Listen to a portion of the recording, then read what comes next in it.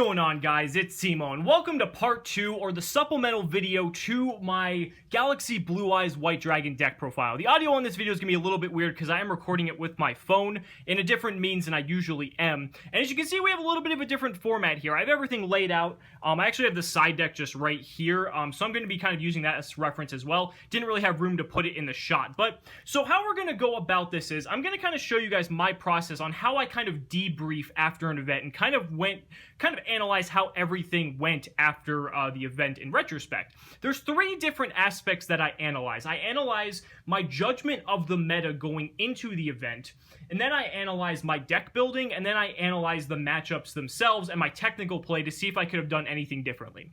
So let's start with the meta. So the meta I was kind of expecting going into this was, you know, the top decks currently going into this were Blue Eyes, Metal Foes, and PK Fire / Burning Abyss. And that's kind of like the general, like, you know, if you're watching any event, any coverage of the top events, that's kind of what we've been seeing go on so far.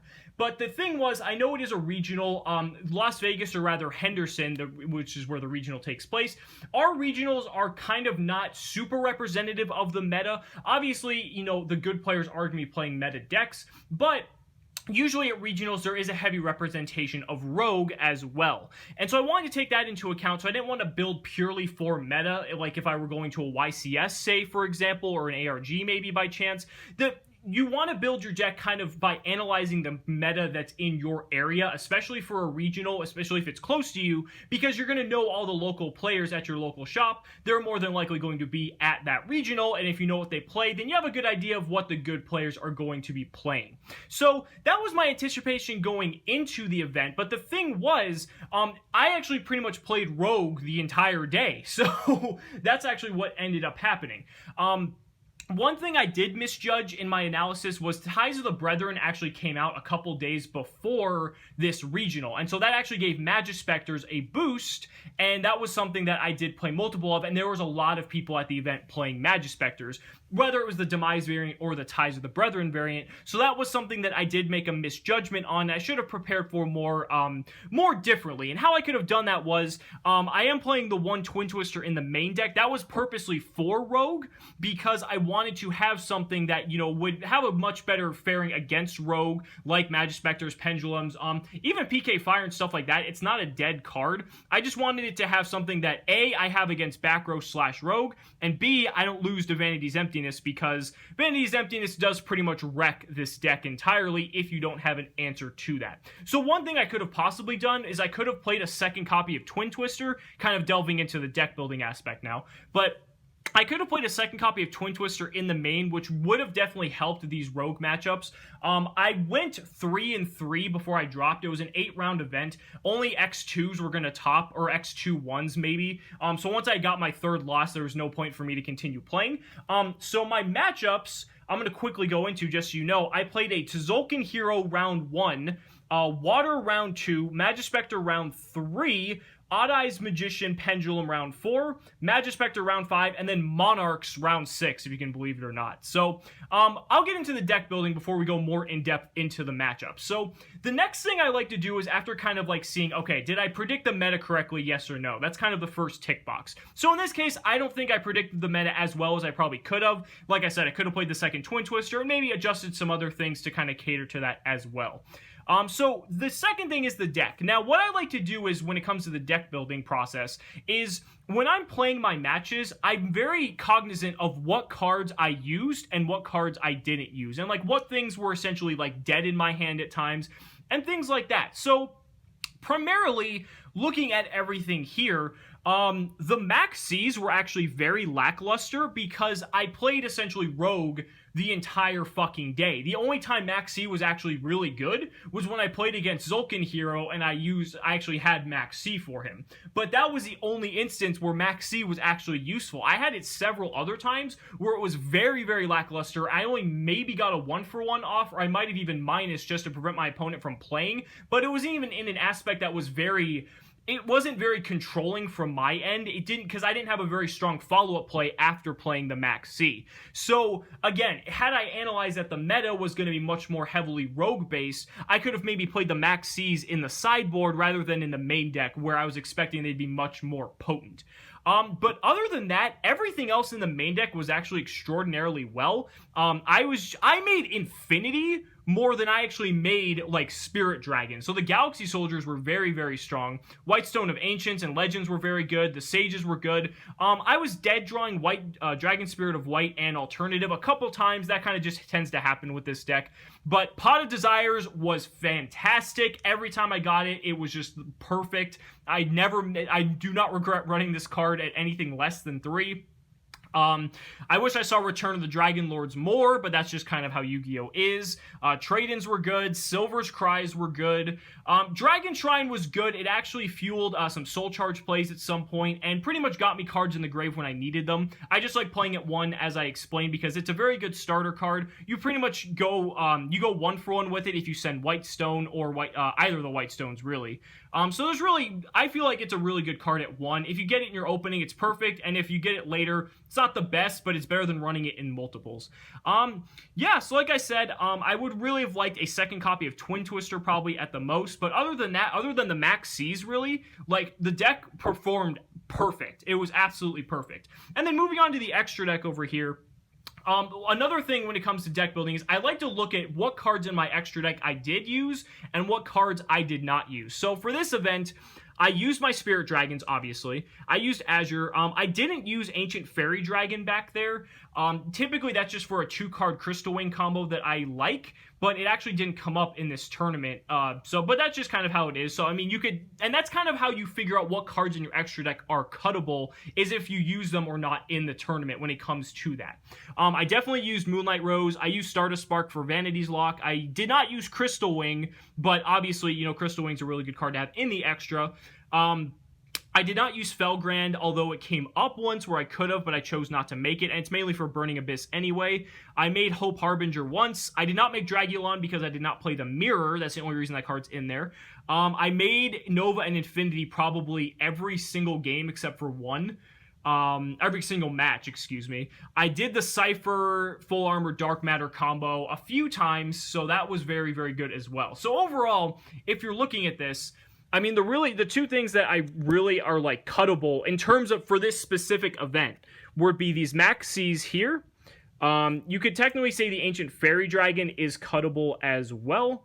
I would still keep Crystal Wing in, even if you're going to cut the Ancient Fairy Dragon. That's just me. But yeah, so that's kind of how I like to go through the process of seeing, okay, how could I have adapted the deck differently for an event like this to kind of better prepare myself for the future and something like, you know, another regional coming up or something like that. Because events that are of the same quality and caliber are very similar. Like if there's another event, another regional like on the West Coast, excluding ones in Los Angeles because those are massive. But if there's one in like Utah or Arizona, they tend to be kind of the same at the same level of, you know, player skill as well as the decks you're going to most likely expect. But the meta is an always evolving beast as well, so that's something to consider.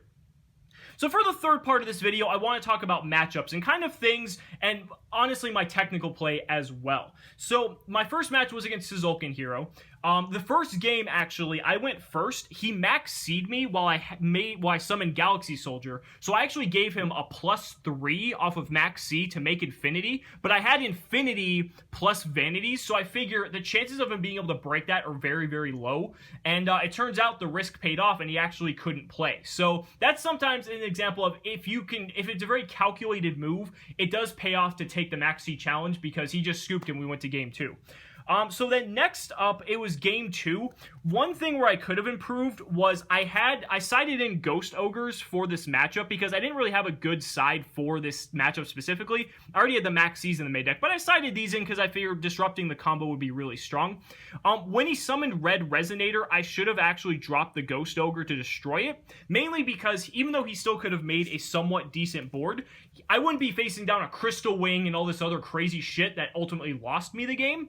So that was the reason why I lost that specific game. I ended up winning the match because he misplayed in game 3, but it was my error. I could have just won 2-0 right then and there had I have Ghost Ogre that Red Resonator. So that was, again, a mistake on my part that I could have improved on, and I think that was more so from some inexperience against playing the deck. I've played the deck a little bit, but not enough to really know how intricate, like where I should hit specific cards with other, you know, niche cards like Ghost Ogre. So that was another good example there.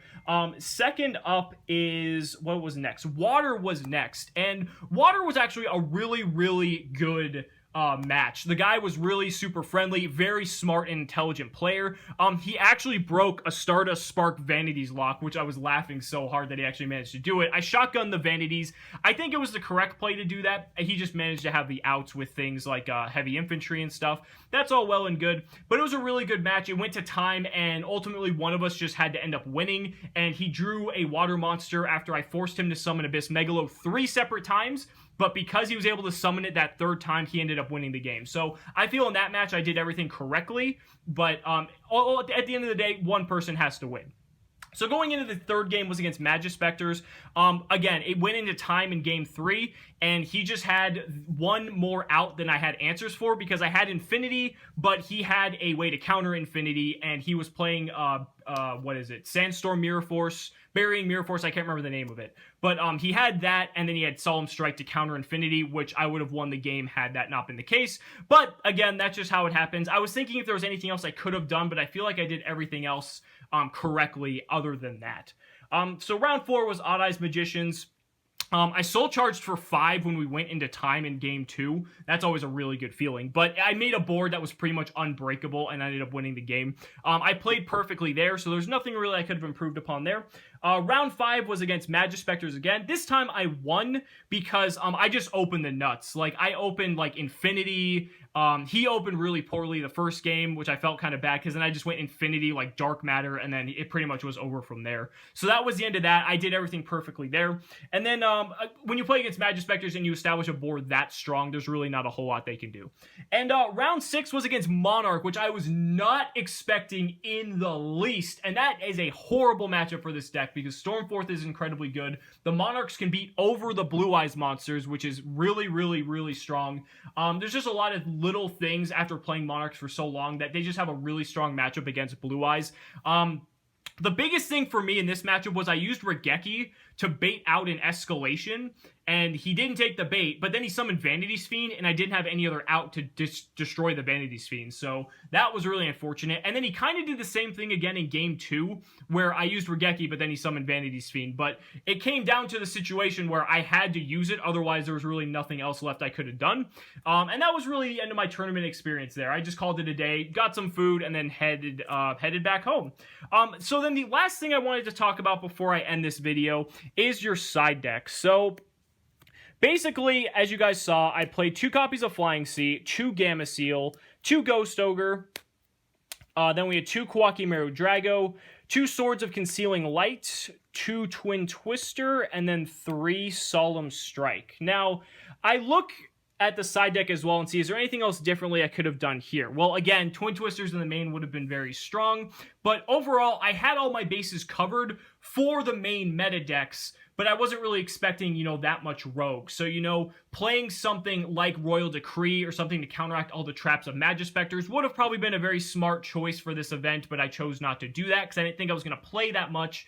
I had answers for Water. I kind of had answers for Monarch with, like, Gamma Seal and, like, things like that, but it was, you know, that matchup's rough, you know, no matter what you do. But I feel like the side deck was correct for my analysis initially of the meta. You know, I had stuff for BA going first and second. I had stuff for the mirror match going first and second. I had stuff for Pendulum going first and second. So I feel like everything here was correct based on my analysis of the meta, but my analysis of the meta was incorrect. So my sideboarding could have been better had I better predicted the meta, played things like Royal Decree or like Full House, or things to better counteract more rogue strategies. So that's going to do it for the video, guys. I just wanted to show you kind of how I debrief from an event, and maybe you pick something up from this, some helpful information and helpful tools that'll help you become a better player and help you at bigger tournaments. So if you learned something, let me know down in the comments below. As always, be sure to like, comment, and subscribe, and be sure to follow me and subscribe to me on Patreon as well, and throw a couple bucks my way. By doing so, you're helping support my amazing content that I can keep bringing to you guys 4 to 5 days a week. So thank you guys so much as always, and we'll see you next time.